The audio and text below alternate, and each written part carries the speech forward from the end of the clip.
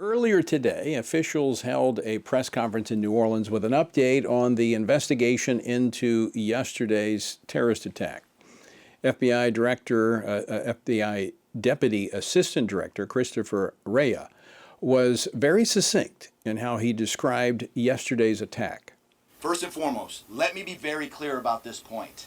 This was an act of terrorism. It was premeditated and an evil act. Yes, there is evil in this world, a form of evil that, quite frankly, we're unable to contain.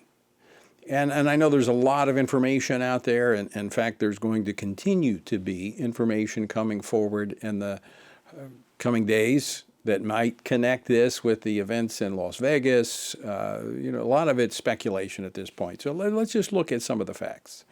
Shamsuddin Jabbar. All right, this is the guy who perpetrated, the 42-year-old man who perpetrated the terrorist attack in New Orleans. He was born in Texas. He didn't come from another country. He was born in Texas. He was an Army veteran. He didn't come across the border. And so while we still need to close the border, that would not have stopped him. He converted to Islam and was radicalized by ISIS. So far, no evidence that he traveled outside the country for this radicalization. Now, he did have weapons, but the instrument of mass destruction was a rented truck. So more gun control laws would not have helped in this situation. So maybe we should ask him other questions.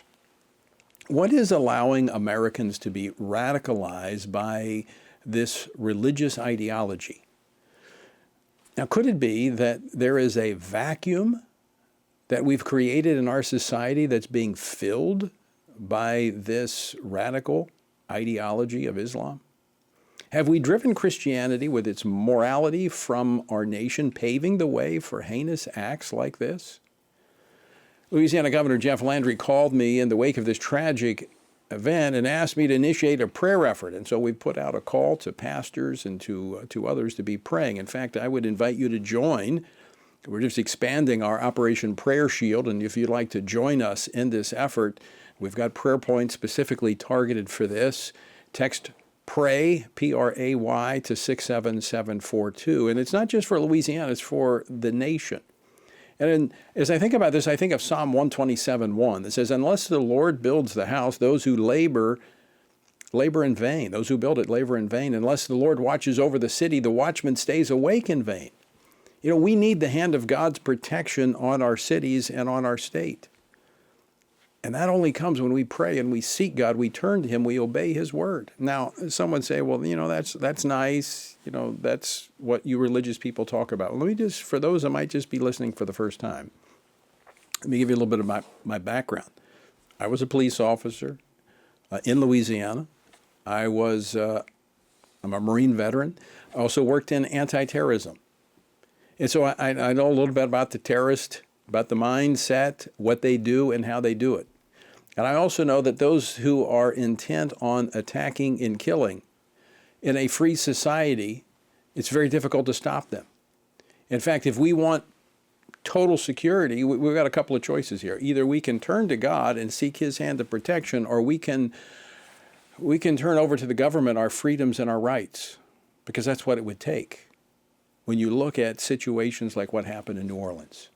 And the Governor Jeff Landry, rightfully called for prayer. And so we're joining in a joint effort to pray for Louisiana, for the victims, for the law enforcement. In fact, this evening, the Sugar Bowl will be taking place, and we want to pray over the protection of New Orleans and those that are gathered for that event.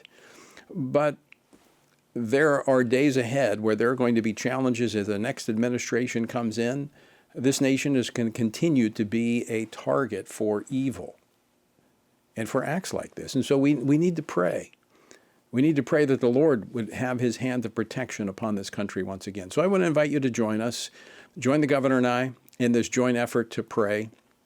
Text the word PRAY to 67742, and we're planning to have a special event Sunday evening.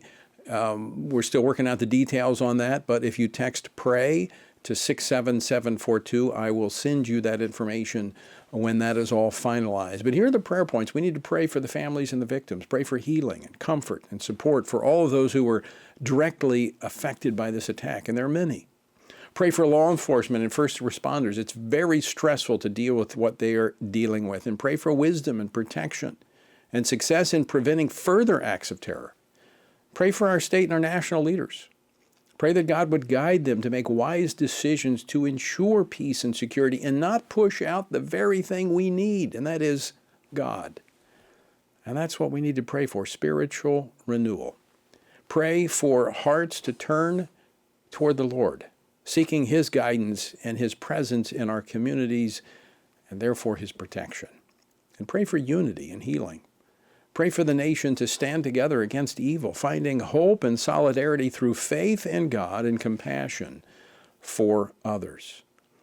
You know, we can sit back and we can watch the news and we can become anxious and fearful. We can pray and we can turn to God. Yes, we need law enforcement. I'm all about law enforcement. But ultimately, it's going to take the hand of God protecting this nation. So join us in this prayer effort. Text PRAY, P-R-A-Y, to 67742, and join us in praying for our nation, praying for Louisiana, praying for the future.